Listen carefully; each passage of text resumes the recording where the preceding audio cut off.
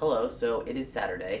So as you can see, this isn't my normal habitat. I'm actually in Boston for an interview, and this company flew me out here. They paid for the plane ticket, they paid for this hotel, which is super fancy, and I'm there's a robe that they just throw in with the hotel. So that's very exciting, but I don't have a lot of time to make this video, and I really want to make a video, especially because it's guest weeks, and I really want to make videos, but I just have no time, so this is going to be probably pretty short, but I do have something to say, so here's a video. So this week's topic was chosen by Rugby, and he made his video this week, and so I'd just like to thank him for that and for all the nice things he said about this channel. And the topic is role models, and I was thinking of taking it in the direction of, role models in general, but Rugby talked about role models for being a man. I decided to go in that direction as well. So clearly gender and gender identity and being a man are things that are very important to me as a trans person, somebody who transitioned. Clearly those things are a big part of my identity.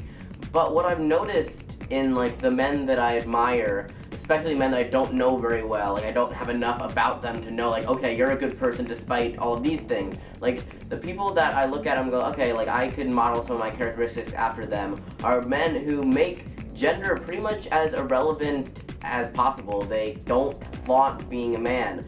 And I'm not just saying that I admire men who aren't blatantly sexist. Obviously, I'm not going to admire somebody who's a sexist, but just little things like saying it's a sausage fest when there's too many men in the room, or saying I like popcorn, but I'm just curious, what's your opinion, ladies? Or, boys just being boys. These are all really innocent, not very sexist comments. They're not sexist. They're just putting gender into things that there doesn't need to be a gender attached to. When I see guys that just aren't constantly bringing up the fact that they're men, or that they're separate from women, or that women are separate, or that there's something significant about more of one gender being in a room, there's nothing wrong with acknowledging gender in life. There are genders, but I just something about not acknowledging it I admire. Is that weird? Clearly, a lot of people that I would consider role models were more for when I was a younger person and, still molding myself into a person, and I was,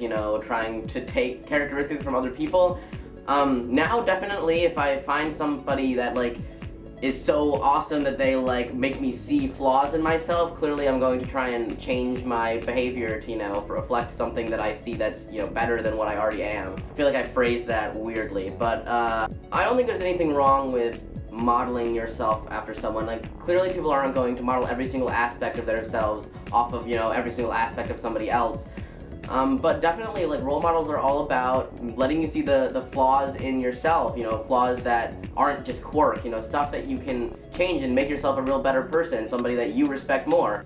I always want to completely be respecting myself, and, in order to be proud of all the things I do, sometimes I take things from other people that they do that I think are really admirable.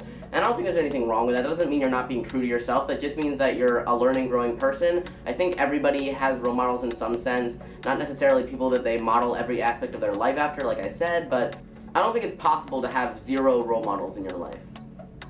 But yeah, I don't know. I have an interview to get to. So goodbye, and happy Saturday. See you next Saturday. Goodbye. Bye. Bye.